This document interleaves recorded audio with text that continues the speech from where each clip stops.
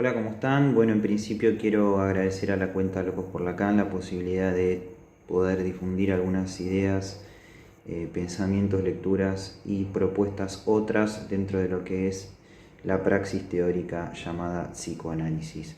En ese sentido también quiero aprovechar el agradecimiento y hacerlo extensivo a los colegas con quienes investigamos y con quienes tratamos de ir un poco más allá tal vez de los saberes, los sedimentos de saber otros que bueno, poco se han ido renovando en el transcurso del tiempo dentro de lo que forma parte de este campo teórico. En ese sentido voy a tomar la propuesta que tal vez considero latente al momento de investigar, que podría decir que es el psicoanálisis, a lo cual me atrevería a abrir o incorporar un paréntesis en ese sentido y proponer qué es para el psicoanálisis.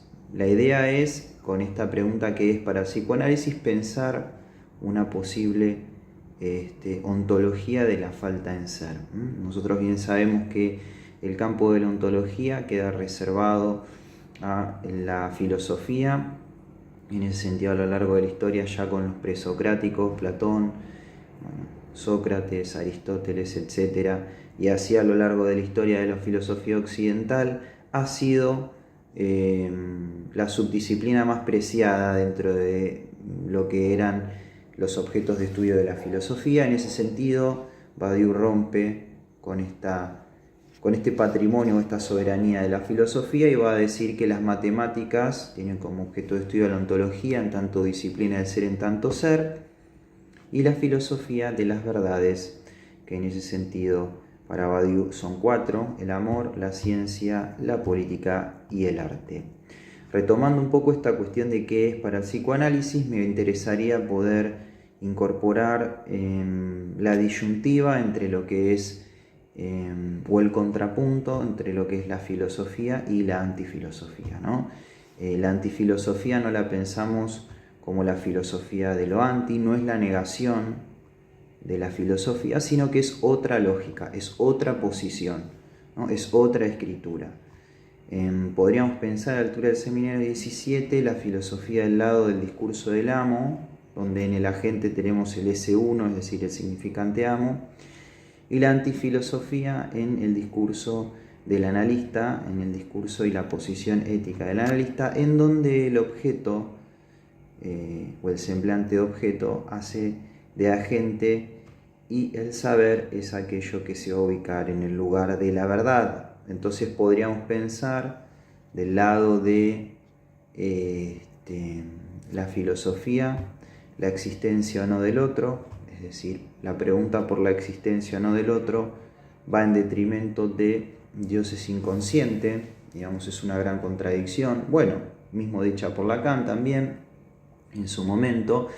Y por el lado de la antifilosofía, lo que podríamos pensar es en una posible escritura de la falta en ser, que no la pensamos como un ser al que le falta, ¿no? Eso es generalmente cómo se lee la idea de la falta en ser, alguien que tiene que ir, ¿no?, al alcance, y justamente esa es la estructura perversa del fantasma, donde el sujeto es tomado como objeto de goce del gran otro. En el campo de la antifilosofía retomamos entonces, podemos ubicar el discurso del analista como otra lógica, otra posición, no es la negación de la filosofía.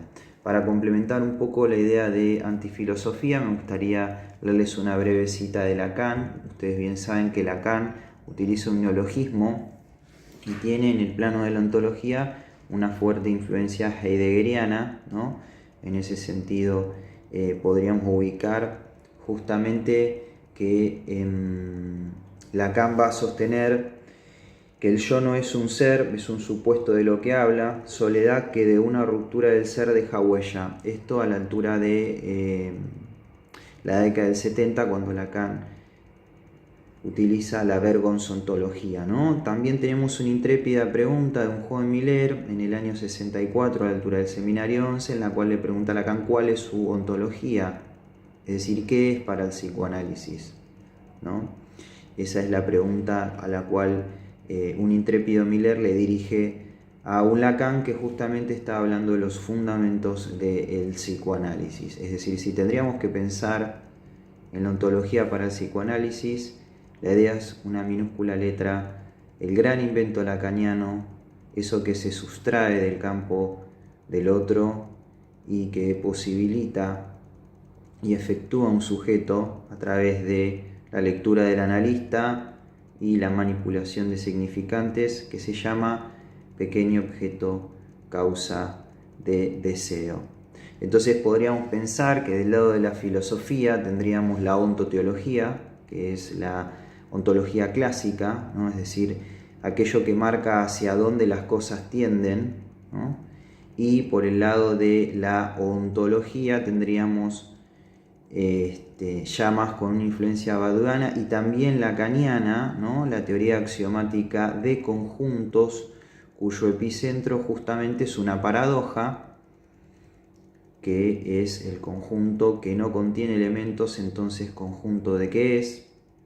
Esa es la gran paradoja, algunos la llaman del Barbero, otra de Russell, y al mismo tiempo también nos permitiría, a través de un saber axiomatizado, poder operar desde un marco ético vaciado de esencialismos y sustancialismos y de cualquier otro tipo de contenido que haga que tal vez el analista quede capturado en la neurosis o la histeria de quien consulta y no pueda curar de transferencia a quien está sufriendo en el momento en el que efectúa la consulta. La ontoteología es justamente aquello hacia donde tiende el ser, ¿no? Digamos, en Parménides era el múltiple, en Heráclito era el uno.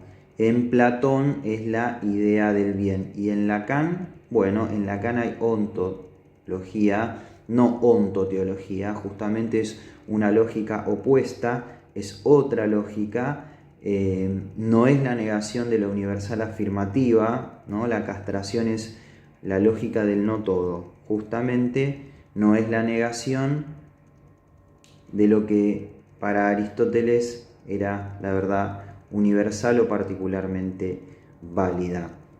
Dentro de lo que sería la teoría de conjuntos me gustaría precisar un axioma que es el que estoy investigando, que es el axioma de fundación. El axioma de fundación es interesantísimo para pensar que un elemento de un conjunto no vacío puede pertenecer al conjunto vacío. Es decir, no necesariamente los elementos son parte.